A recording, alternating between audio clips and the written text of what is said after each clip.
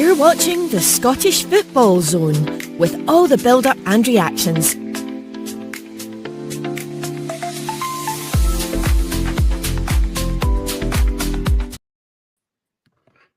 There we go. Gives it another quiet Sunday afternoon at the fire and looking out the window.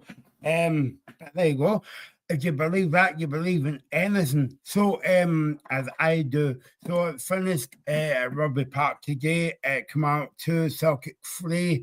And the game at Ibrox just finished between Rangers and Hearts. And Rangers won out 4-2. Motherwell won 2-0 early on against Aberdeen. And Graham, before I even opened up the screen, Paul left lots of comments about the game, so we'll get to them later on. Indeed, get your comments coming in. Can I get my voice back? That'll be helpful. So joined tonight, as always, by the man that wears the Hearts colours, Graham. Graham, how are you? I'm all right. Disappointed, but still a long way to go. The season's not over by a long shot. Yep. No, it was a brilliant game of football today. Obviously, we'll get to the Kilmarnock game in a wee bit, and we'll get to the rest of the games maybe tomorrow because we've got a lot to talk about today. So, yeah, I mean, where do you start with that one, Graham? Because obviously, I was watching the Celtic game today, and I thought, yeah, okay, a game of two halves, and I thought the Rangers Hearts game would be a bit more kind of quieter, but yeah, it lived up to the billing nicely. It was like a basketball. It was like a basketball game at times. Yeah, it was a bit.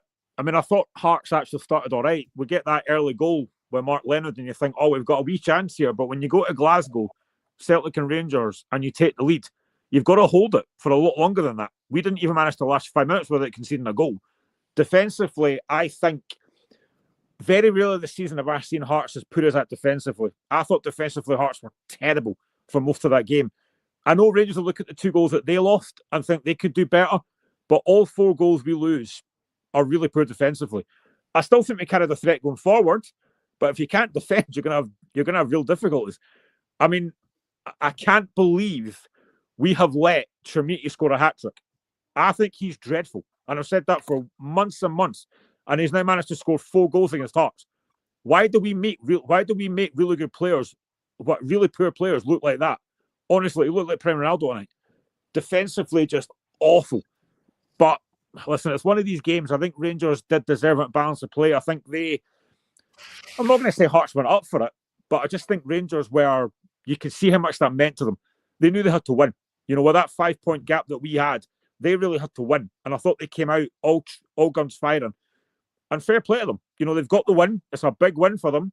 But as I said to you before we came on, we still have that 2-point gap with winnable games to come. So there's a long way to go yet. Regan's joined us today. Regan, gives a quiet day, gives a quiet Sunday afternoon. Yeah, great day of football. My phone's been on airplane mode all afternoon, so I don't get disturbed. It's been absolutely brilliant to watch, Michael. I mean, what a day of football to actually watch and take all in. I mean, I was going to go to the pub, but then I thought I missed talking to you guys. But I mean, it was just brilliant. I mean, fair play to John Jules. What the 2 goals he took, very, very good. The first one especially. Second one, I don't know what Schmeichel's doing. But fair play to Kilmarnock. I did find it hilarious that obviously you did hear the Kilmarnock manager when the Celtic players are getting interviewed. I did find that quite funny. But overall, I thought that Rangers and Hearts game was a great game to watch.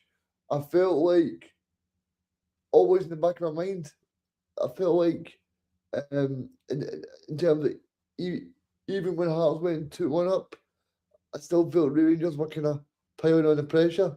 So I think it's probably a fair result, but what a day of football.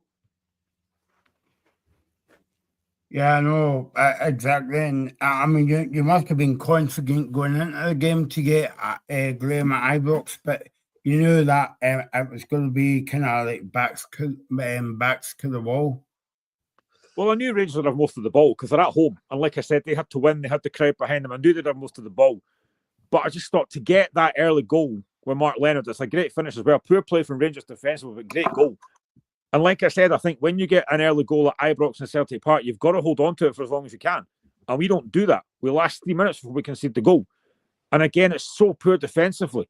I mean, down that left-hand side, Swallow makes a couple of great saves. I don't know what Steinwender's doing. How he managed to score that own goal, I do not know. Just put it behind for a corner or do something, but not that. Just so poor defensively. And then again, when you get 2-1 up, fantastic goal from Cledo Braga. That header's exceptional. And again, you think, right, hold on to it. And we'll last 9 minutes this time. But it's just defensively, that is the worst we've been. I'm a huge fan of Craig Halkett. I think he's been great this season. That's probably one of his poorest games this season. I don't know why he dives in for that second goal. Stay on your feet, and Tremiti doesn't score it. So yeah, it was. Yeah, it was strange. It was a bit like a basketball game. You are right. It was kind of up and down and kind of ebbed and flowed. I don't think the quality was great, but I think there were things that we got wrong today, mainly defensively. I think we had a threat going forward, and I think we could have maybe towards the end snatched something before that fourth goal. But just for me, the frustration is how poor we're defensively. Because most of the season we've been pretty reliable, but that's the worst I've seen for a long time. But were you surprised at the Hearts' performance to Gay Reagan? Not really, because I felt like Rangers being at home, they're probably going to dominate the ball. I felt as soon as Hearts went 2-1 up, I thought, right, well, I think from Hearts' point of view right now, they just need to stay in the match for as long as possible, because Rangers at that point, as soon as Hearts went 2-1 up, it seemed as if Rangers were sort of dominating chances. So I feel like Hearts needed to probably get to half time 2-1 up, Graham. Yeah, it's like I said, you have to hold on to the lead. You know, we could have got to half time 2-1 up. I think maybe the game changes, but we don't do that. I still think there were times that we could have been more composed in the ball, could have got a bit more possession, but we didn't do it. I mean, I think today really showed that we really missed Cammy Devlin and Lawrence Shankland. There is obviously no doubt that those two could have been massive misses, but I think middle of the park, we could have done with someone like Devlin in there. Just that kind of willingness to put his foot in and get a hold of the ball. We didn't have that today. I thought Mark Leonard was all right, to be fair, at times. I thought he was decent, especially second half. But there's just that lack of composure at times that I think needed to get a foot in the ball and just play a few passes and just take the atmosphere out of Ibrox a little bit. We didn't do that. And as soon as Rangers get that third goal in the second half, you think, well, that's probably it now. That's probably it done. But it's frustrating. It is frustrating to have lost that game today, because I don't think Rangers are a great side by any means. You know, fair play to Danny Rowley, he's done well, but I don't think that Rangers side is particularly fantastic. And I think we've let them off the hook today. Yeah, I think in general, probably the Hearts, the Hearts result today probably opens it up for the whole league. I think it's going to be an incredible last 10 matches, Graham. I mean, you look at Hearts' next two fixtures, you'd probably say at least 4 points. Aberdeen at home and Falkirk at home. So you're probably thinking... I think it needs to be 6. We need to be taking 6 points from those, and especially considering the fact that I think when we play Aberdeen, I think the following day Rangers play Celtic. So there's going to be points dropped in that game. So I think we need to win. I think of our next 6 games, I think it is 4 are at home. We need to win all of those. And our home form's been really good. We've not lost at home this season. I think, yes, you have to take it one game at a time and look at that Falkirk game next week, which will be difficult. But I think our home games, we have to be taking full points from all of those. The other thing as well is Celtic obviously are 3 points behind Hearts, but Celtic's also got that match in hand as well. So it's probably a good thing for Celtic as well that even if they do get beat Ibrox, then they're still going to be 3 points behind Hearts. So I think as well, you look at the amount of games that Celtic have got coming up. They've got the 2 European games against Stuttgart. They'll have the cup game against Rangers. They've got a lot of difficult games coming up, which will stretch that squad. So it is. I've said it for weeks and months. I have never ever thought Hearts will win the league. I've never ever thought that, and I still haven't changed my mind on that. But we have to take into perspective just how far we've done this season. Start of the season, I've said this previously. Start of the season, my aim was third place European football. To be sitting still in February, top of the league, 2 points clear, with what I think are winnable games to come, we are still right in this. Are you starting to dream, Graham? I know you're saying there you were thinking at the start of the season, but there's only 10 games to go now. No, I probably won't start dreaming until we are about 25 points ahead. Then I might start dreaming. Now, I think it's still too early for me. There's still too many games to go. There's still a lot of twists and turns. I've said this on my own TikTok page. There's a lot of twists and turns still to come in this title race. I think this could be, if we are still up there, come the split, if we're ahead or even a couple of points behind, then it's going to be very, very interesting, because our record after the split is not particularly fantastic. And we'll obviously have to play Rangers, Celtic, probably Falkirk, Hibs, Motherwell. Difficult games to come, but you have to take it one game at a time. I'm looking now ahead to that Falkirk game at home next week. We win that and go, back to 5 points clear of Rangers? I mean, it's still a lot to play for. Yeah, and I think in general, I think this is probably the best top six teams as well. If you look at even Falkirk yesterday, Falkirk go 2-1 up, and then they got a guy sent off. I think Falkirk will be in the top six, no problem. I don't think Aberdeen are going to mount a challenge now. I think Aberdeen are rotten, to be honest with you. So I think that if you look at the actual top six matches, I think every match is going to be so close to call, because look at the Falkirk matches against Rangers. Falkirk drew 0-0 with Rangers at Ibrox, and drew 1-1 with Rangers at Falkirk as well. Falkirk, they got beat 1-0 by Celtic. You know, so I think it's going to be close, Graham. I don't think you can actually go into the match and go, yeah, that's definitely 3 points for Celtic. You know, like what previous split where you're going, yeah, 3 points there, 3 points there, 3 points there. I don't think you can really do that this time. No, I've said it already, I think it's been an incredible season. There's been so many twists and turns, so many amazing stories, likes of Motherwell, likes of Falkirk. It's been incredible. And obviously, as a Hearts fan, I'm loving it. And I think all you've got to do is look at the fact that folk in England, you've got TV channels, news channels, talking about this title race. When has that happened before? Most people outside Scotland don't actually care. But the amount of times this is getting talked about, it is huge, huge news. And I think, I don't like agreeing with Chris Boyd, but he said it at the Hearts St Mirren game a couple of weeks ago. He said that this is the weakest Hearts will be. We'll get stronger. Now, yes, so will Rangers and Celtic, but we'll get stronger. And I actually found myself agreeing with Chris Boyd, which I don't like doing, but he is right. So it's been an absolutely amazing title race. I think it's been fantastic, and there's still a long way to go yet. I don't think you could call it. I don't think anyone could genuinely hand on heart say who's going to win this league, because there's still so many games to go. I'm actually intrigued how the SPFL do it if it goes down to the last two games. I mean, how do they do the fixtures? Well, I pray to God that Hearts and Hibs is not one of those last two fixtures, because I couldn't handle that if it is. Because like usually, Graham, they try and avoid Celtic and Rangers to play each other so that the titles are already won. But what happens if it's like 2 games to go and Celtic go and Rangers go to Celtic Park? It's going to be crazy. I don't even want to think about that yet. Let's get to the split and then see what happens after that. I mean, Graham, you've got the small advantage next week of playing first, because obviously Celtic and Rangers are playing on a Sunday. Yeah, I think that's why I think these next 2 home games are massive, that we take 6 points out of them, to put the pressure back on Rangers and Celtic. I mean, I think next week Celtic play Hibs at Celtic Park, a game they'll probably win, and Rangers go to Livingston. Rangers go to Livingston, a Livingston team that cannot buy a win this season. So I think next week, again, every game is massive. Every game is a cup final right now. We just have to keep on trying to win.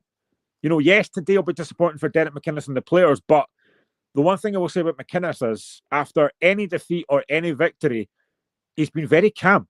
He's never been 2 up or 2 down. He doesn't get too negative after the defeat. He'll be the same today. There'll be massive frustration. I've seen it already with Hearts fans saying, "Oh, is that it?" No, of course it's not. We're still 2 points clear. And we don't now play Rangers, Celtic, or Hibs until after the split. So I am still very calm about this. Probably the calmest I've been for a while. I'm frustrated today, mainly because I thought defensively we were really poor, but I'm still very calm. I think if you said to any Hearts fan as well that you're actually going to be Shankland and Devlin are going to be out for a while, and you're still going to be 2 points clear, and then potentially they're going to be back in the next few weeks. I think a Hearts fan would have taken that as well. Absolutely. I mean, I think Shankland's still a bit longer. He's not due back until probably the end of March. We've only got 2 games in March anyway. But Devlin might be back for not next week, but the Aberdeen game potentially, which would be huge. So, yeah, I think getting him back would be massive because Devlin's one of our best players this season. And, of course, you're going to miss a guy like Lawrence Shankland. Seen him in the studio today. I wish he was on the park. But it's one of these unfortunate things. You know, like I said, I think there'll be a real frustration today that we didn't defend well enough. But now we go into next week. We've got a week to prepare. We'll be back on the training ground, obviously, this week, getting ready for Falkirk. And as I say, every game's a cup final.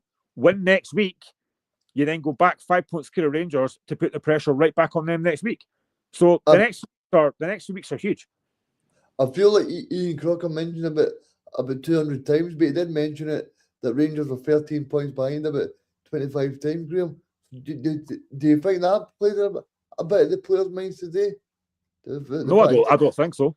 I mean, also Rangers spent £12 million in January, and I think all those players that they signed for £12 million played today. You know, that's going to have a massive impact on the playing squad. I just think, like I keep on saying, for me, the biggest thing today was defending. I thought defensively Hearts were poor, and I'd be surprised if McInnes doesn't mention that in his after-match press conference at how poor we were defensively. We didn't deal with Rangers defensively at all. And like I've said, I don't think that's a great Rangers team. Yes, Danny Rowe's done a good job, but I don't think that's a great Rangers team. No, it's not a good Rangers team. I completely agree with you. I think Rangers are awful. Same with Celtic. I think Celtic and Rangers are both really poor.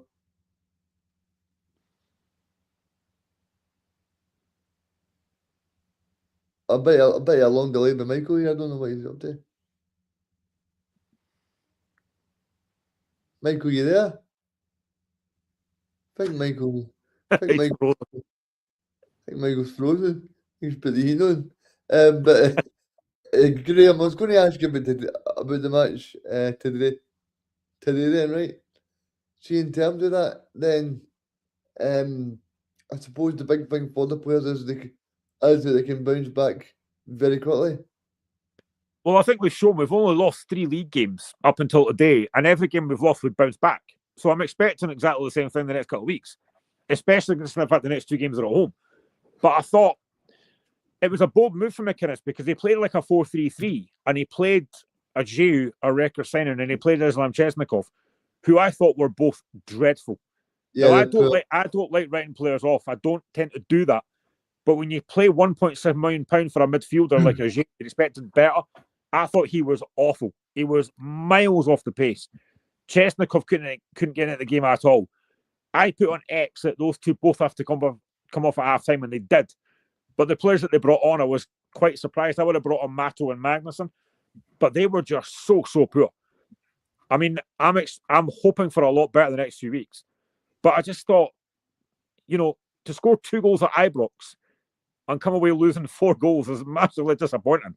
But like I said, this shouldn't derail what's been a very good season for us so far.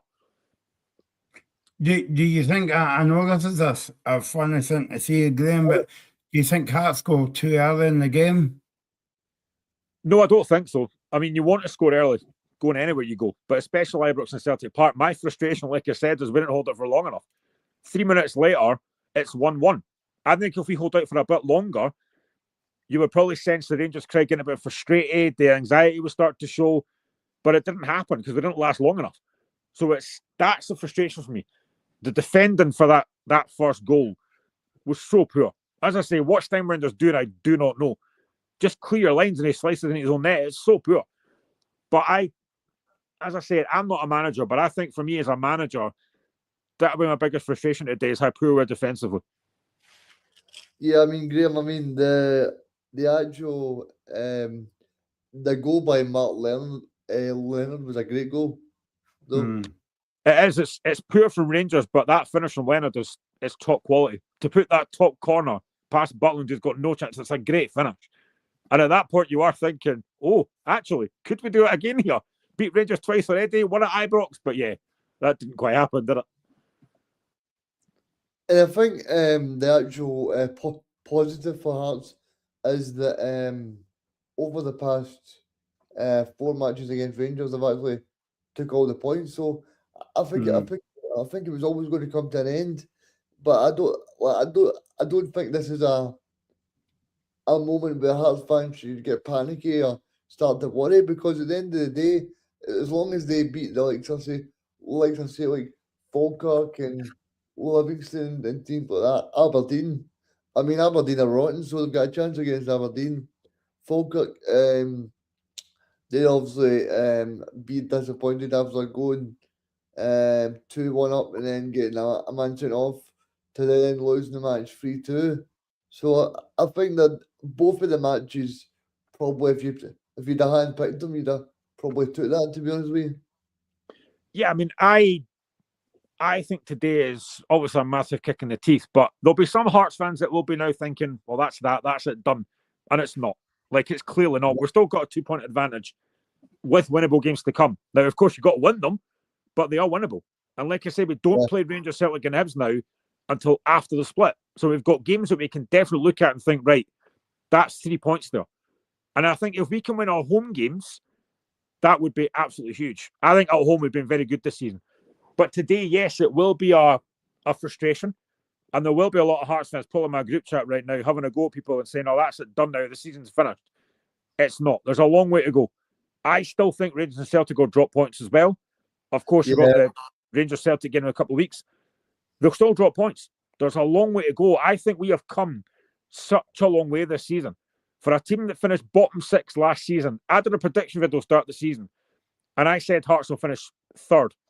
And I got laughed at by folks saying, how can you finish 3rd when you finished 7th last season? Because that's football. Things change very quickly. And I think it's been a fantastic season so far. Yeah, sorry, Graham. And obviously you've got obviously you're playing Celtic at Celtic Park and you're playing Rangers at Tynecastle as well. So there's matches there for you as well. If you really do think you're going to go in and win the league. I think for me, though, I would now say that Rangers for me are the team that's going to go and win the league. I just think Celtic are scraping by, but it's going to their teeth. They're very jammy. They're not the best squad at the moment. I mean, they were very lucky to win that game, I thought, in terms of the scoreline today. It could have been 3-0 at half time, and they'd have been out of it. But I think it shows great mentality from Martin O'Neill and the players. The fact that they've, over the last 6 days to go and win 2 of the matches, I did find it actually quite funny that Neil actually brought it up and said he didn't know where they got 7 minutes. Well, actually watching the game, and the commander player was down for 3 minutes during stoppage time. So surely that's about the actual time got added on. I'm sure he was angry and stuff like that, but I'm sure the time got added on correctly. But also what I would say is, I wouldn't be surprised if this title race goes to the very last match of the season. Genuinely, I hope not. I couldn't handle the stress of that. I've been very calm, like I said, for weeks and months. I couldn't handle that. I think I'll be watching from behind the sofa if that happened. But I think in Celtic are saying that they're winning, they're scraping by. It's that phrase that gets used quite a lot. That's what champions do. They find a way to win, and Celtic are doing that. Yes, it's maybe not been pretty, but that's what they do. That's why they win so many leagues, because they keep going to the last minute, and that's what they did again. Graham, I was going to ask you as well, what were you happy to see Celtic still in European football? Because obviously Sunday, as I said, they play Hibs, but also they've got an extra game as well. And depending if they get through to the next round, what is a big if at the moment. But are you really happy to see Celtic playing catch up for the next maybe like 2 games? Yeah, absolutely. Because if we can win, again, if we can win, then it puts the pressure right back on Celtic and Rangers. I think Celtic being in Europe, obviously for the Scottish football, it's great. But for Hearts, the more extra games that Celtic play, the better. I think it's actually benefit to us. And there's going to be games, I said, that Celtic are going to drop points, and so will Rangers. Like I said, this season's still got a long way to go yet. There's still plenty of points to be won and lost. And I think as well, one of the biggest factors for me, now they won't win the league, but one of the biggest factors for me, I think someone who could have a big say on this title race is Motherwell. They are playing some fantastic football. They will still have to play Hearts, Celtic and Rangers again. I think they could have a huge say in where this title race goes, because going to Fir Park is not easy, as we've all found out, and away from home especially. The football Motherwell play is it's exceptional. Anywhere they go, they keep the ball on the ground, they try and get the ball, passing it about, and they've got some really good players as well. That result for Motherwell today, hardly a surprise. But I think they could have a huge say in this title race. Reagan, I'm going to make a statement, and I might eat humble pie at the end, but we get no way ironic if Celtic goes to Fir Park against Motherwell and won the game in the last game of the season with Mark and Neil and Charles. It would be some sort of justice for 2003, but I think if you said to Martin O'Neill, I think Motherwell the last day of the season, I think he would tell you no thanks. Because Motherwell are a great team to watch, and apart from my Partick Thistle and my Queen's Park teams, Motherwell are my favourite team to watch this season. And Tottenham as well, right? Just get added into the mix. Graham, I mean, to watch Tottenham. Come on, mate. No, this year. Oh, no, this year. No, they're not. Graham, I was going to ask you as well that you must be disappointed also today, because maybe not one of the Hearts players got any pass mark for me. But I mean, in previous weeks, they've been brilliant. I think there's probably maybe 2 or 3 players that I think escape criticism. Well, Clyde O'Braga worked his socks off and obviously got his goal again. I think he was decent. I think Mark Leonard's had a decent impact with the goal, a decent second half as well. Harry Milne worked hard. But again, for me, it's defensively. I thought defensively Hearts were so poor. And as I said, Rangers will look at the 2 goals they lost and think we could do better. But all 4 goals we lose are avoidable. And that's where I'm frustrated. Would I say angry? Probably, but more frustrated. Because one thing we have been very good at this season is defending. And today, it really let us down. Like Stuart Finlay and Craig Halkett have been a really good partnership, but today, I thought they were poor. And Michael Steinwender was dreadful. I mean, seriously, I keep going back to that first goal. I don't know what he's doing. It's just so avoidable. And this is where my frustration lies. I mean, it was a great... I know, Reagan, that we've been on the show now and we've been talking about Hearts, but I mean, you must give full credit to Rangers at home and getting all 3 points. Especially because Rangers dropped points during the weekend against Motherwell. Well, they probably should have lost the game from last week. I mean, Stephen O'Donnell was looking like prime David Silva on Tuesday night. So some of the passes that guy was playing, I don't know what Berto Askew is saying to the players before the matches, but that guy's a top drawer manager. Yeah, no, exactly. And I mean, Danny Rowe has kind of like turned it around, Graham. I know you don't want to talk about it today after a defeat, but he's doing a brilliant job. Similar to Celtic. They're not playing well, but they're grinding out results, and I suppose that's what kind of like champions do. Well, let's be honest, nobody was going to be as bad as Russell Martin, was he? I mean, Roll has turned a pretty poor squad round, and he has signed in January. Let's not forget they spent £12 million in January. So they have spent a lot of money in January, more than Celtic and Hearts have done. So when you sign a lot of players for a lot of money, you're going to have a bit of quality in it. And I thought, fair play to Rangers. Like I said before, Rangers deserved that. I thought they were up for it. They showed some decent stuff, and obviously Chimiti gets his hat trick. He might never score another goal again this season, but for some reason they love scoring against Hearts. Yeah, I mean, Chimiti for me, I was actually from Hearts' point of view, I was thinking, well, that's probably the best news for Hearts because I felt like if you're looking at I thought that obviously Chimiti missed that 1-1 way the Motherwell shot stopper in Tuesday night. So I was thinking, right, well, that's a positive from a Hearts point of view. But I don't think he's a great striker, but fair play to him. He's scored a few goals. I mean, that's going to be quite interesting how Hearts bounce back from this, Graham, because obviously they've got a week off now and they don't play on that Saturday, and also they will want to get back to winning ways, but get revenge from Falkirk in the Scottish Cup. Yeah, and I think we have been good at bouncing back this season. The 3 games that we've lost before today, we have won all of them after that. So I think we will bounce back. I'm expecting a big reaction next week, being at home. I'll be at the game. It's actually my son's birthday. My son's 14 at that birthday next week, so I'll be there with him. So hopefully it'll be a nice little birthday wish for him to actually win the game. I suppose I better say, Graham, I hope Hearts win next Saturday then for your son. Well, he doesn't know this yet, and he won't watch this, so it's fine. But I'm trying to get a birthday. Oh, that's terrible, Graham. I know. I'm trying to get a birthday message put up on the screen for him at halftime, which will really embarrass him. But hopefully it's a decent birthday for him, and 3 points for Hearts would be lovely. But I know it's going to be difficult. Like, Falkirk have been excellent this season. I talked to him about the stories with Motherwell and Falkirk. They've been excellent. They are a good side. But this is a game that Hearts now need to go and win.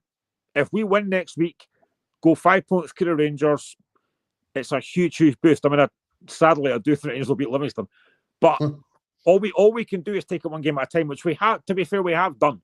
We haven't looked too far ahead of ourselves, but win next week, and today's forgotten about. Yeah. I mean, do you think that over the past couple of weeks, like we're talking about today, talking about some other, I mean, you have missed Shankland. Yeah, I mean, I think anyone's going to miss a striker like Lawrence Shankland. He's such a big player for Hearts. But I actually think the biggest miss has been Cammy Devlin. I think he has been, for me, probably... I was thinking about this earlier. I think when Player of the Season for Hearts comes out in a month or so, there's a lot of players that could win it. But I think Cammy Devlin's been fantastic this season. He's... Obviously, we know what he can do off the ball. He's worked great off the ball, but he's been really good on the ball as well. I think he was a huge miss today, rather than Lawrence Shankland. But again, you are going to miss those 2 players, but hopefully Devlin's back in a couple of weeks. We'll have Shankland back end of March, hopefully for a run for the title race. But yeah, I mean, I just thought the players that stepped up today, some of them didn't do enough. And I'm mainly talking about Chesnikoff and Ajew. I thought they were terrible. See, when you're talking about there, Graham, about Devlin potentially being the Hearts player of the season, I mean, I'm thinking about the overall Premier League player of the year. And for me, I'd probably put in Devlin and Justin Motherwell. I think they 2 have been the standout players for me. Yeah, Elijah Just has been great. I mean, even look at the Cledo Braga. I think that's his 14th goal of the season this season for a guy that signed for pennies in the summer. He's been outstanding as well. Harry Milne, again, been fantastic. Maybe wasn't great today, but he's been outstanding as well. There's so many players that probably could be considered player of the season this season. Again, still a long way to go. Anything could happen. What is it, Graham? Sorry, Graham, is it usually 4 players that usually get the... Yeah, I believe so. Yeah, I believe so. Yeah.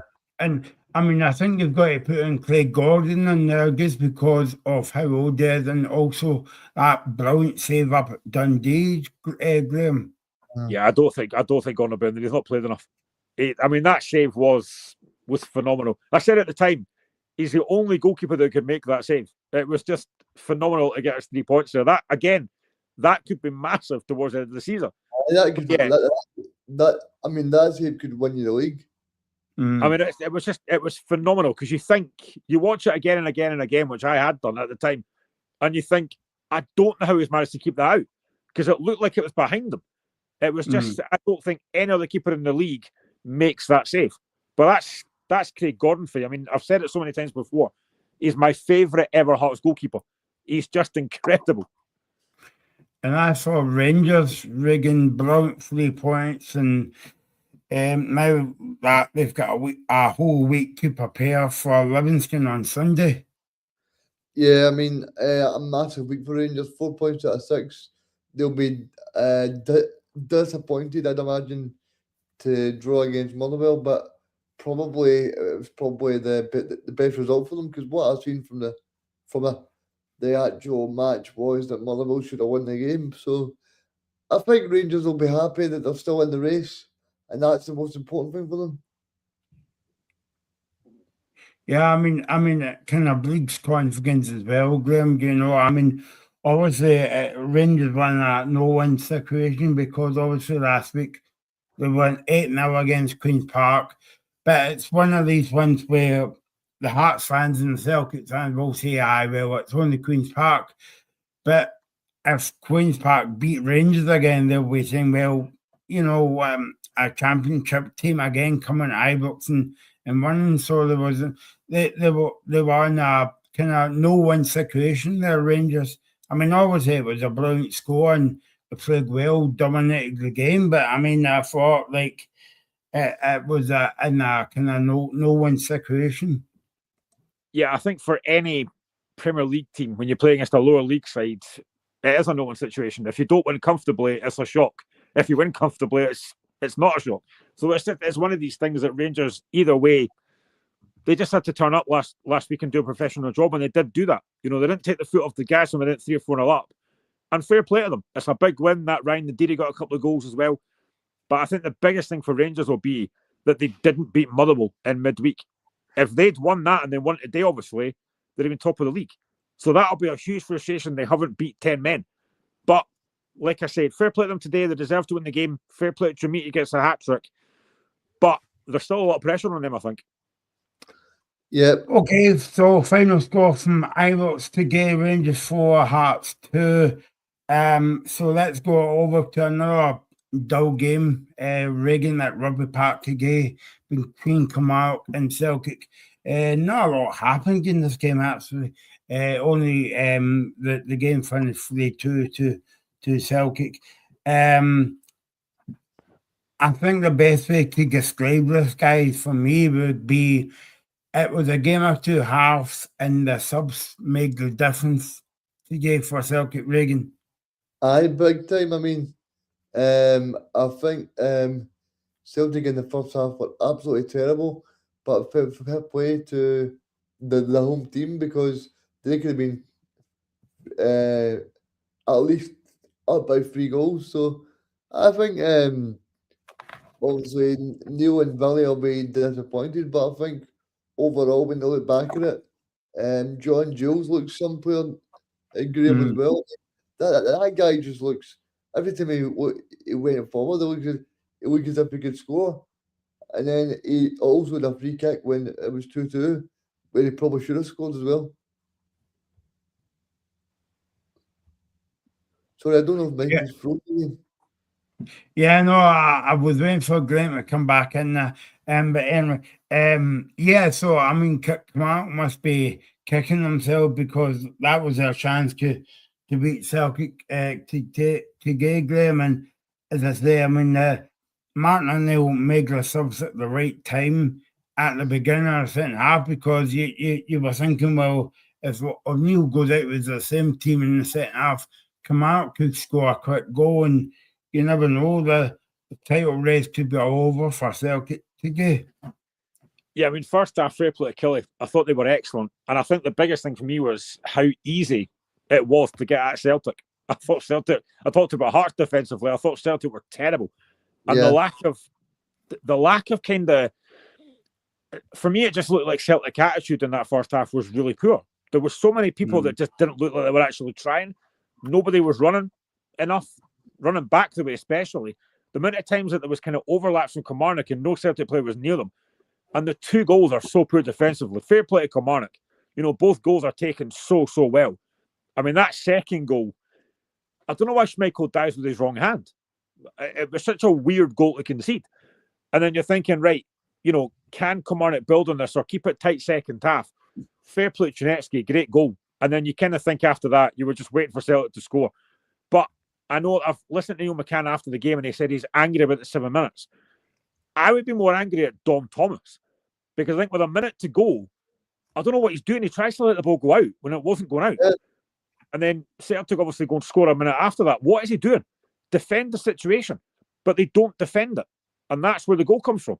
I'd be more angry at my own team than I would be about the 7 minutes getting added on. Yeah, because as I said, Graham, John Jules got injured in this just as the 7 minutes got brought up. So I think it's I think it's only right that the actual 7 minutes got added. And I was actually looking as well. Celtic scored in 6 minutes and 29 seconds. So I think in terms of what he's saying there, I think it's just more of emotion rather than anything else. Because they probably seen the first half that they probably should have scored a third goal, and then that would have probably seen the game away. Yeah, I mean, when that 7 minutes goes up, you have to concentrate. And Kilmarnock just didn't concentrate in that last minute of the game, and that's what's cost them the game. Yes, you can be, as every fan is, when a goal gets conceded in extra time, in injury time, you do get angry. But concentrate. And Kilmarnock don't do that. And I don't know what Tom Thomas is doing. Just clear the ball out the park and you don't concede the goal. I think it didn't look great for John Jules either going down with that injury. It looked a bad one. Hopefully that's not too bad. But he was a right handful throughout that whole game. I didn't know much about him when he signed, but he looks a real handful. I mean, his first goal, Graham, was brilliant. It is a great goal, but again, Celtic defensively are so soft. There was a moment, I think, before half-time. Was it just before half-time? I think there's I can't remember who it is. Is it Hugel or is it Finlay Curtis? I can't remember who it is. Turns Liam Scales in the box and gets his shot just wide. It's so soft. Yeah,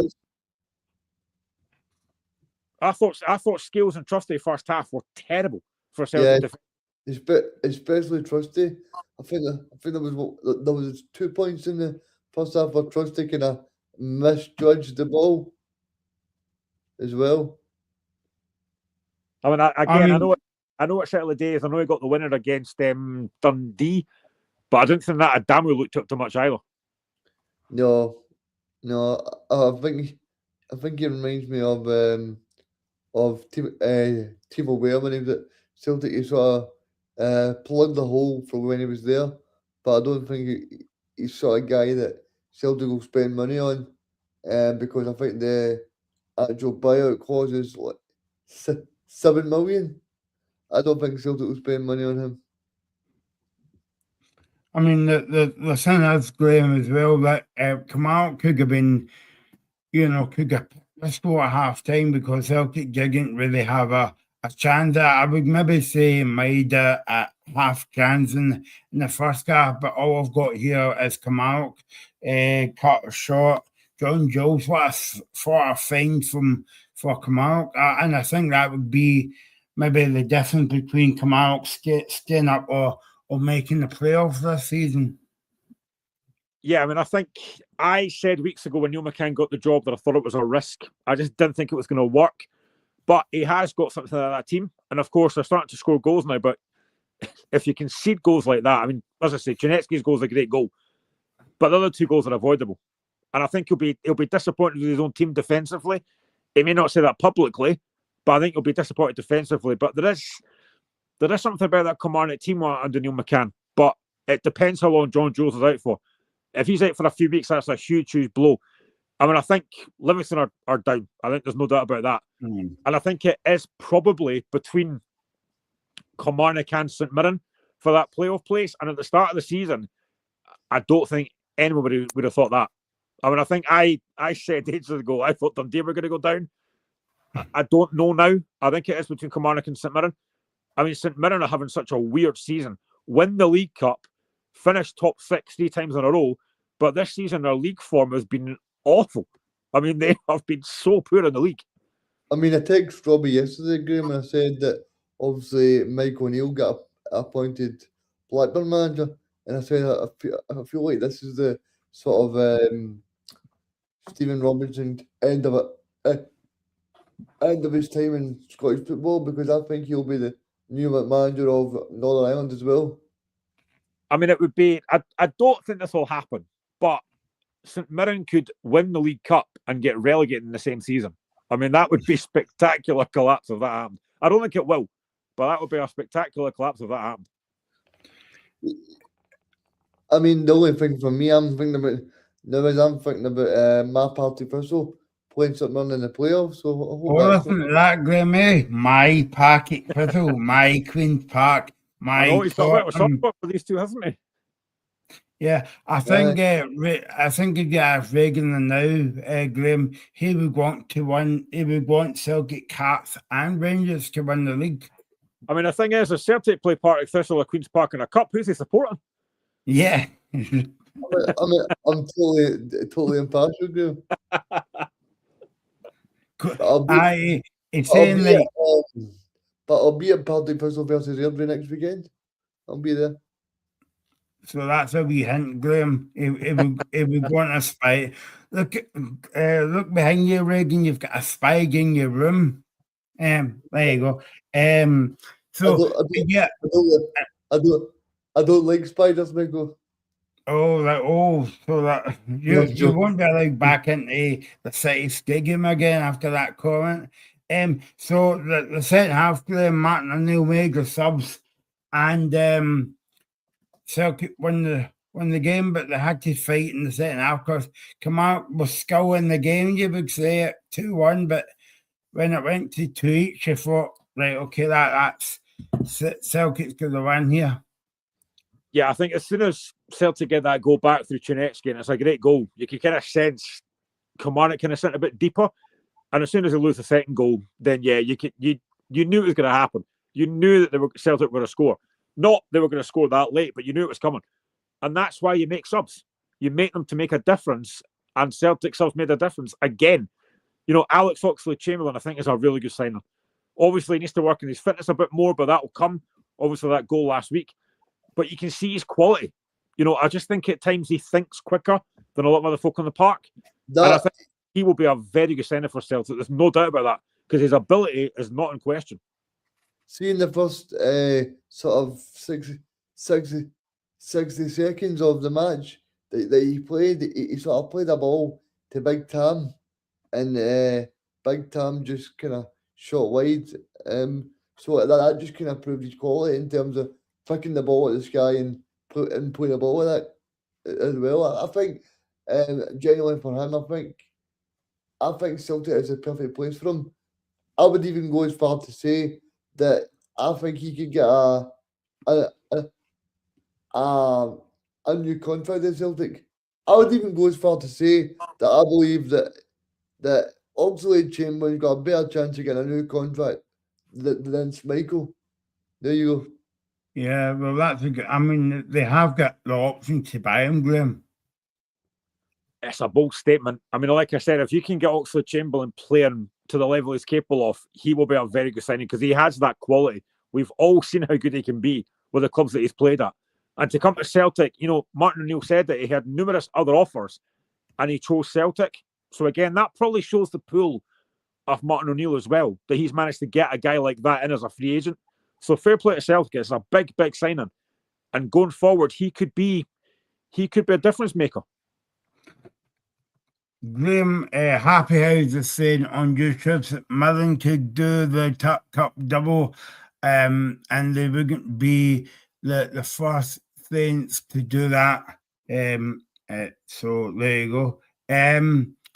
Yeah, and he says watching the game, Scottish football, and it's amazing. They have to sell all better. But who makes Italian football on BBC Alba when you've got Sky Sports on the Sunday? But anyway, that's enough about that. 12. That was 12 goals in the 3 games today. Yep, brilliant entertainment. And yet, what is it? They always show these kind of English games and call it Super Sunday, and they're usually dreadful games of football. Awful. Yeah, well, I call that Graham when they advertise Super Sunday, it's Super Sunday, but when they've got games up in Scotland, they just call it Sunday, as well. So that old game, you know, I think mm, I think in general though, Graham, if you look at the Premier League in England this year, it's been so boring. Nobody's actually gave mm. nobody's actually gave Arsenal a challenge. You look at Chelsea, you look at your club Liverpool, you look at Tottenham, they've absolutely imploded. And you look at even clubs like Manchester City, they've dropped so many daft points as well. I think something I've said it so many times, Scottish football gets a kicking from a lot of folk. And yes, the quality might not always be there, but I tell you what, the passion, the commitment, the attitude, the desire, give me that any day over watching one of those Premiership games this season. It's far, far better watching it. Graham, Martin and Omega subs at half time, and you're talking about the strength and depth in the squad. I think, like, it's awfully early to call it yet, right? But that's a mark of champions where he can go to the bench and he can bring on, what is it, 3 subs and win the game. Yeah, well, it's, you know, as he called him earlier, Big Tam, which just makes me think it's still game whenever you hear the word Tam getting made, even though he's not that small. But you're bringing on Chance Vara, you're bringing on Oxley Chamberlain, bringing on Chunetsky, and they're big players, they're big game players, and they've shown that again today. You look at Kilmarnock's bench, they didn't have that kind of quality to bring on, and it is kind of it probably is an envy of most teams in Scottish League when you look at the bench that Celtic had today, the players they can bring on and think, yeah, we don't have that kind of quality. You know, we can't bring on an Oxley Chamberlain. We don't have that kind of quality. So it's about having difference makers in your team. That if you're not playing well, you're not winning, you can make a change like that and it makes a difference. And Celtic have got that. And that could be pivotal in this title race. I mean, if Celtic had lost today, it wouldn't have been over by any manner of means, but it would have been very difficult for Celtic to win the league if they'd lost today. Where does Kilmarnock go from here, Reagan? They go home and they have their dinner and then they come back next week. That's like a Goggins stacking quote, by the way. In general, No, I think in terms of Neil and Billy, I think they'll give the players probably 2 days off to kind of mull over what happened there, and then they'll move on to the match next week, hoping that they can pick up a big 3 points next week. I think if you actually look at the job Neil McCann's done the last 3 matches, I mean, to beat Aberdeen's not a very not a very hard task at the moment. Sorry, Paul, but it's not very. I think he'll agree with you. It's not a very hard task at the moment.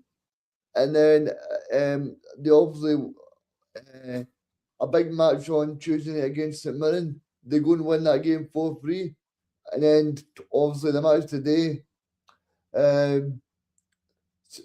These are. I'm a little bit fed up when folks say this, but I'm going to use the same term, right? These sort of matches don't define their season.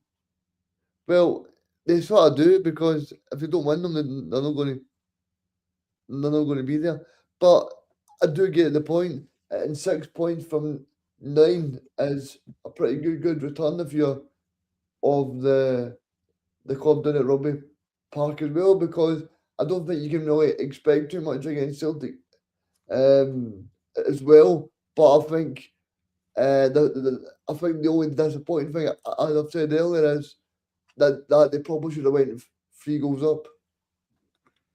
And as for Celtic, Reagan, they've got a big game now on Thursday night against Stuttgart, and I suppose that will give them a bit of confidence. But I mean, no disrespect to the difference between Scottish football and German football. I think you're going up a few levels now. Yeah, Michael, I'm just glad I'm not going to be able to see it, because after that performance today, I've no after that performance today, I'm quite glad to get a break from watching Celtic for a wee bit. actually double booked myself on Thursday. I'm going to the Premier League darts in the Hydro, so I'll be there. I What's the booked point it. of that? I So, booked that. I booked that about a year ago, so I'm going there. But I also booked my ticket for Celtic Park, so I've paid 28 quid for something that I not be there. But anyway, I think it'll be a hard game for Celtic. I think ultimately they'll probably get beat, but as I've just said there, these are not the matches that are going to define Celtic's season. It'll be when they play Hibs next Sunday and then play Rangers on. And you want to know something else, Graham? 2 weeks on Sunday, Rangers play Celtic, and it is Martin O'Neill's 74th birthday. So that would be some birthday present from Martin It would O'Neill. be. so there you go. So, yeah, so basically, the final score from Rugby Park today, come out to Celtic 3, and talking about rugby, it gives me an excuse to say that we beat England yesterday again. Oh, did we? As Just- well, just- we beat them one more time. Maybe we can keep them, or maybe just send them home. So before we talk about the other game, yeah, we did beat England yesterday, Reagan. So that was good. Before we talk about the other games, let's just tell you a bit about a couple of shows coming up.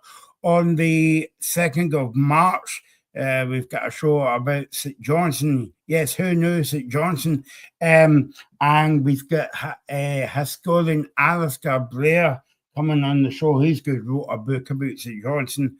And we've got an interview with Adam Webb.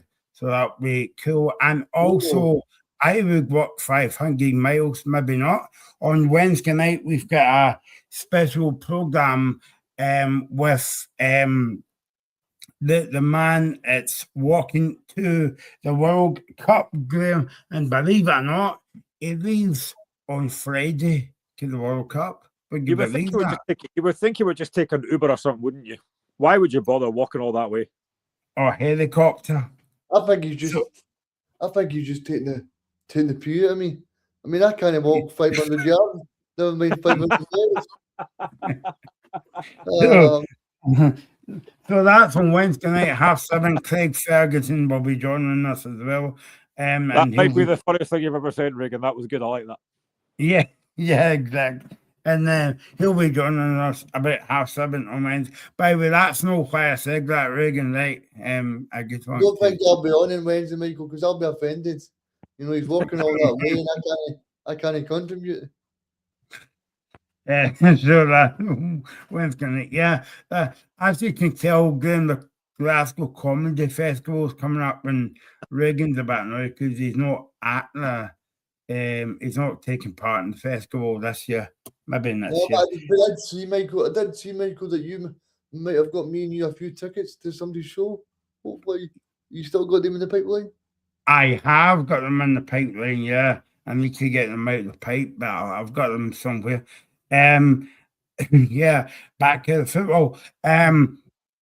Final score, Paul, sorry to talk about this. Morrow to Aberdeen now. And Reagan, I was saying this to Graham, right, when I came on to open up the show, right, I had about, let me get this right now, I got about 3 comments from Paul Donaldson all arrived before we went on air. So I suppose I'm a nice guy, so I'll get to them.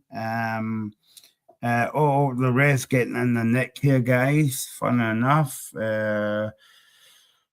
Aberdeen today. By the way, Paul, Reagan, and myself and Graham, I don't think we saw any of the games. So, yep. And you can tell by that it was another poor performance by the Dons this afternoon.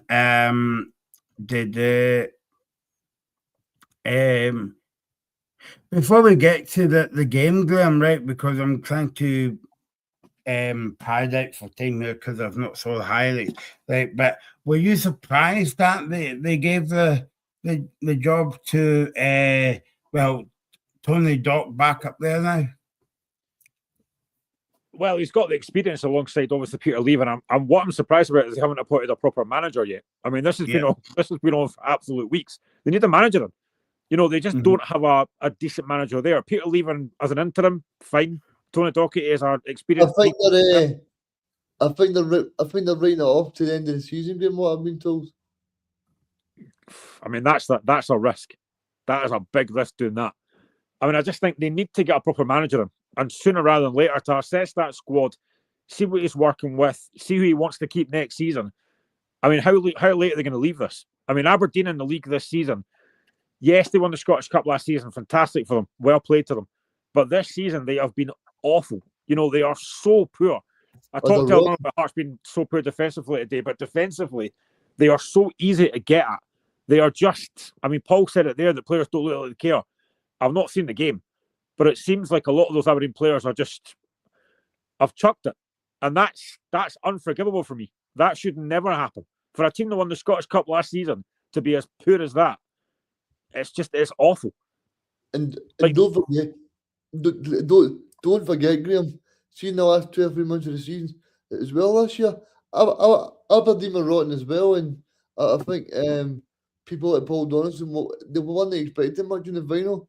So I think that final probably got in the way of what also was a pretty bad season as well. Yeah, I think it was. I mean, obviously, they started off really well last season with the manager. They did really well, had such a great start up at the top of the league. But then the league form kind of fell away, and they obviously won the Scottish Cup, which was massive for Aberdeen. But it probably did paper over the cracks a little bit towards the end of the season. And in this season, they've been awful. Like, they don't seem to have an identity.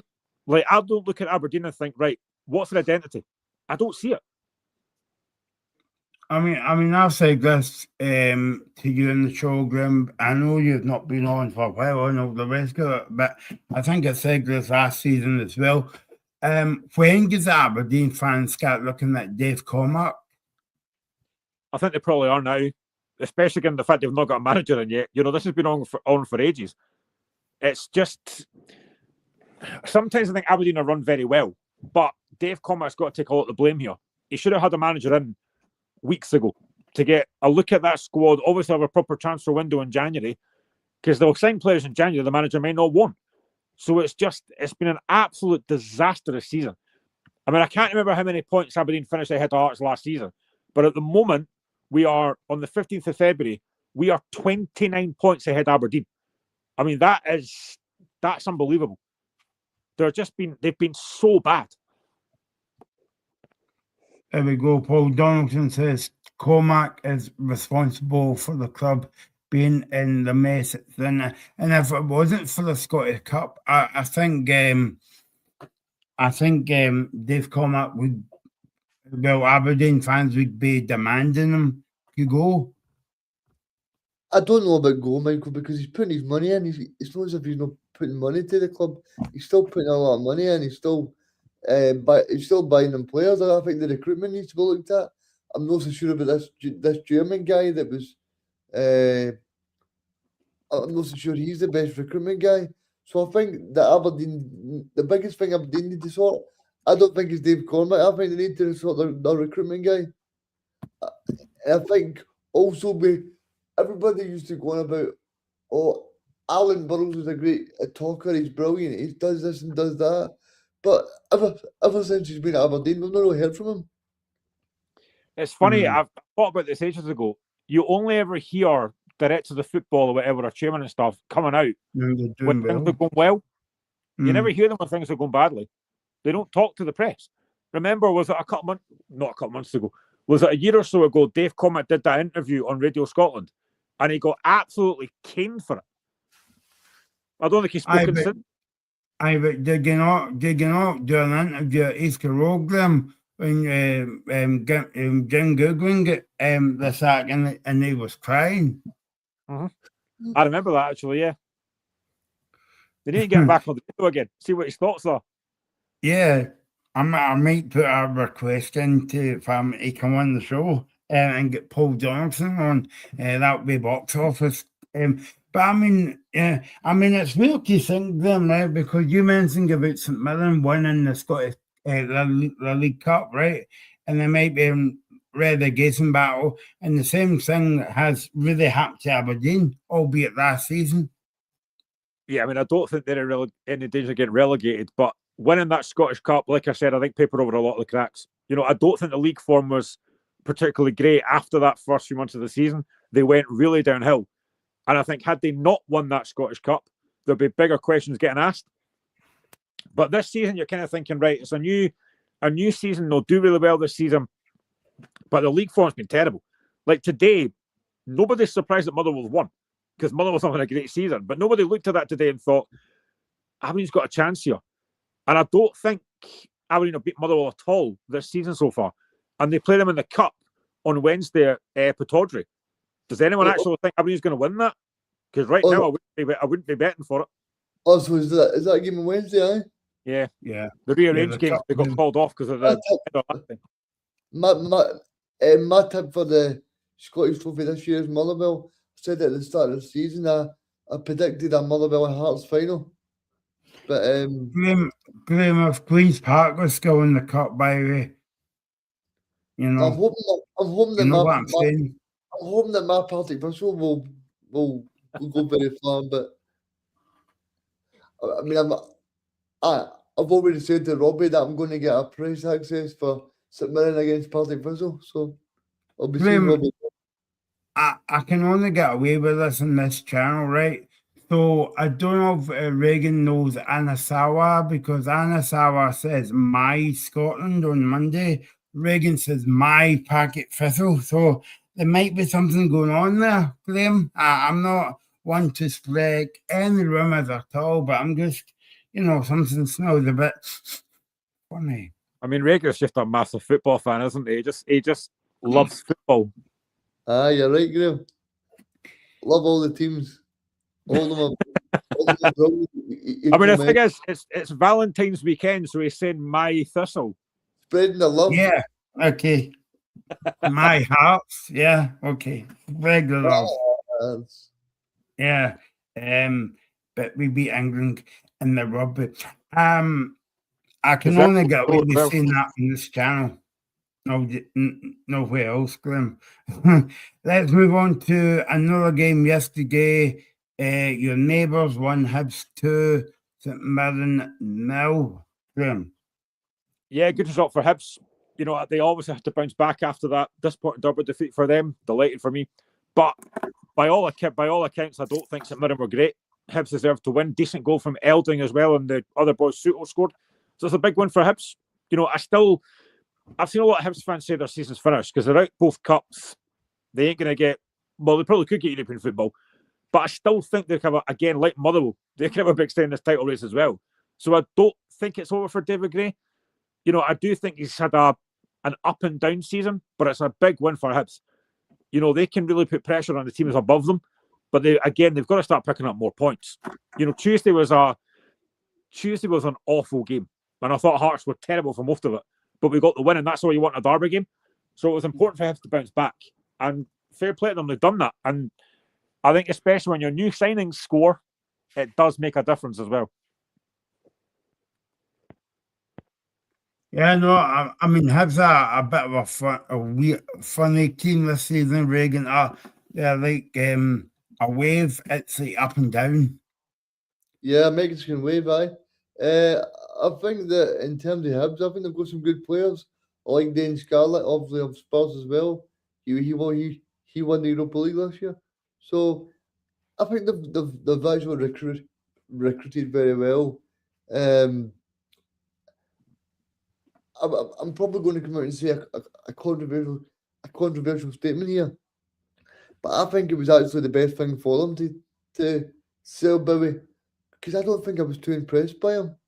I think he was okay, but when you say that he can make the step up to like a Rangers or a Celtic, I don't know if you agree, Graham, but he never kind of struck me as a kind of guy that could score the goals every game.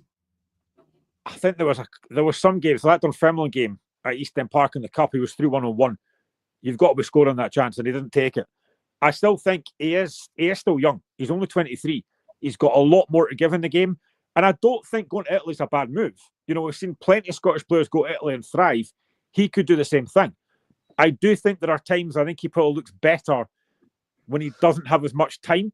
I think he's an instinctive striker. All you've got to do is look at the goal he scored in Europe from just over the halfway line. It was a brilliant finish. So I think he's more an instinctive striker. But going to Italy, I think, is a good move for him. And it gives Hibs decent money as well. You know, and to be fair to them, they look like they brought in some decent players. Dan Scarlett maybe wasn't great against Hearts, but from what I've seen so far before that game, he looks really good. He's got good stuff, he's got good hold up, he can run him behind. He looks a very good signing. And I thought the guy that played against Rangers, Kai Andrews, he looked very good. Oh, Kai Andrews, what a player, aye. So they have signed very well in January.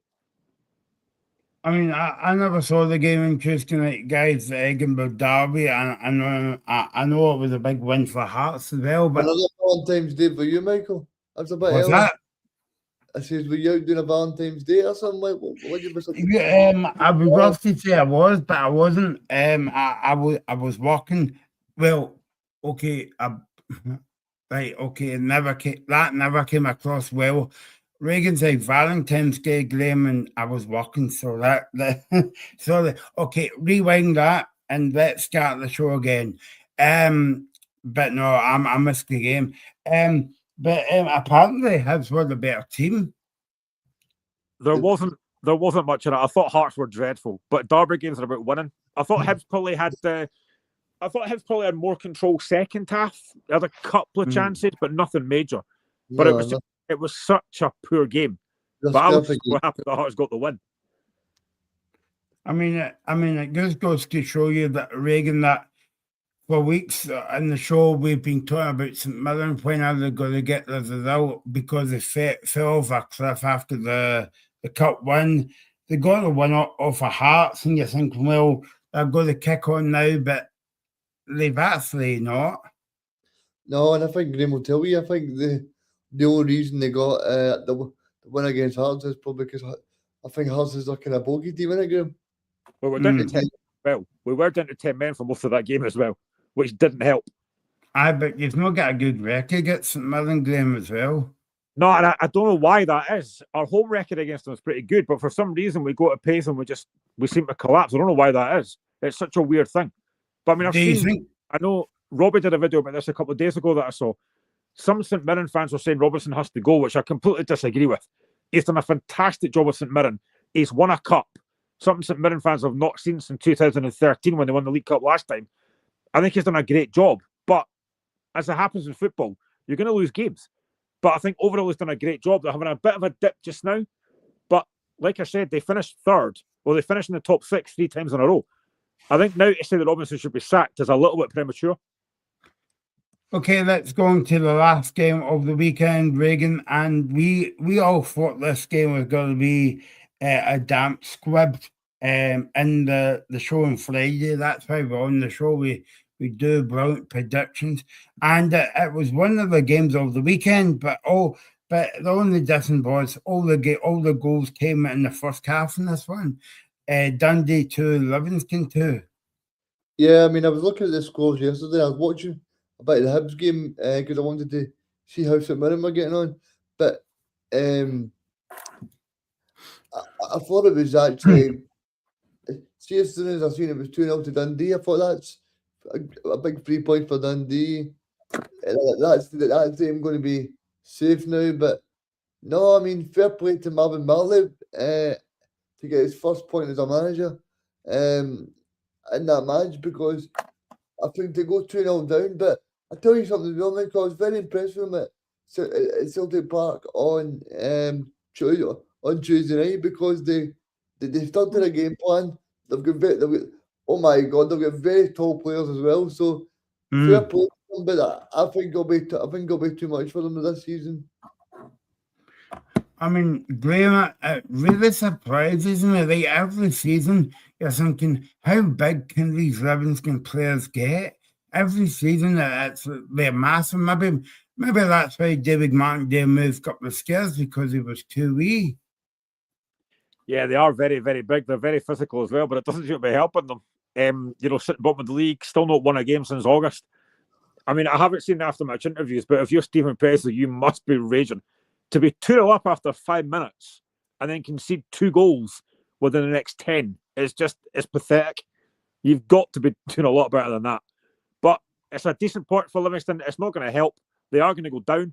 I saw on Friday, I think it was, they signed Barry Mackay, the enigma that is Barry Mackay. Yeah. I think if they can get him playing and get him on form, he's a good signing. But he has to have the right attitude. But I don't think it's going to help. They are down. They won't win enough games to stay up. They are going to go down. Or as Andy Halliday would say, Pedro Caixinha called him Robbie Mackay. I mean, it's been an up and down season for Dundee, but I think most of the Dundee fans would be pretty happy with the job giving place instead, Reagan. Aye, but I think they'll be looking over their shoulder as well because they've got a resurgent team under Neil. They've got a St Mirren team that's looking over their shoulder as well. So I think they'll still be looking over their shoulder for the next few weeks as well. And I think that's how it makes it so interesting for us. But I think Stephen Presley's he's definitely done a better job than I thought he would, to be honest, Michael. There you go. That is your weekend roundup, and so it's been a busy show. That's shocking. No even mentioning McQueen's Park. There you go. There you go, Graham. It's or all coming out. Or Falkirk Dundee United. You missed a game. Oh yeah, okay. I was getting carried away there. Big win for Dundee United, Graham, and no one saw that coming. I think that was a shock of the weekend. Yeah, it was, especially when Falkirk started the game so well. That sending off for Falkirk, I'm not sure. I think there's covering defenders there. I don't think he's going to score. I think it's quite harsh. I can see why it's given, but I think it's harsh. But it's a big win for Jim Goodwin. I think he had to pull something out of the hat there. And when you go 1-0 down, 2-1 down, and come back and win the game, it's a big, big win. But I don't think that'll derail Falkirk's season. They have been outstanding this season of John McGlynn. I'm kind of surprised that maybe Aberdeen haven't made a move for him. But it's a big win for Jim Goodwin. A win that I think he needed, because they have been, again, a bit up and down this season, United. You don't know what you're going to get with them, but it's a good win for them. Graham, when you watched the show on Friday, would you make my prediction when I said John McGlynn for Scotland? I don't think that's going to happen. I think I've said for a while now that I think if and when Steve Clarke goes, which he will eventually, I can see it being potentially Derek McInnes. I think he goes after World Cup. So that's why for me, Graham, I'm definitely rolling out Derek McInnes, because I think if Hearts win the league, then he's not going to go anywhere. He might decide I can't get better than that. I'll go to Scotland next. I mean, Reagan, the Falkirk fans shouldn't be really annoyed, but annoyed they get beat yesterday, get home, but not annoyed because they've been magnificent, not only this season, but the 2 previous seasons. I think they'll be annoyed genuinely about being 2-1 up and then getting the red card. And I've not seen the red card like Graham, but I take Graham's word for it. I appreciate his football opinion. But I'm sure Robbie's pal, Big Jim is. I'm sure Robbie's delighted. They managed to get 3 points. But yeah, I think Robbie and Jim went out for a meal last night, Reagan. Do you know a funny story, Michael? I actually seen Jim Goodwin a few years ago in Nando's.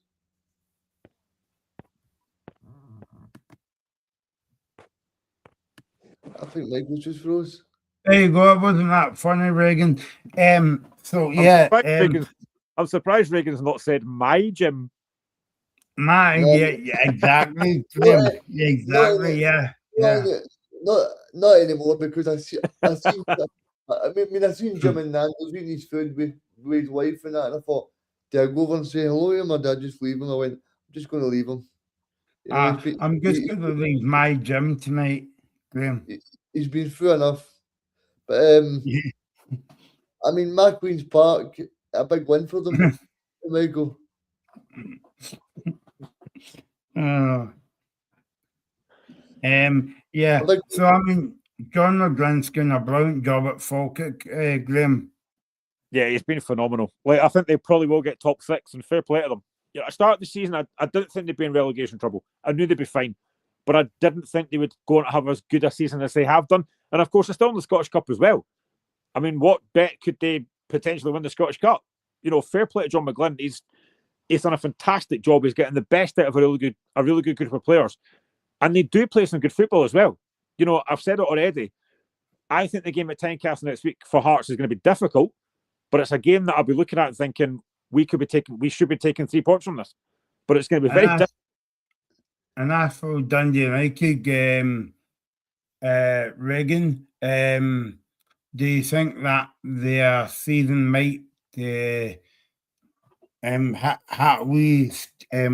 spell now after that good victory away at home, away at Falkirk? I think in general, I think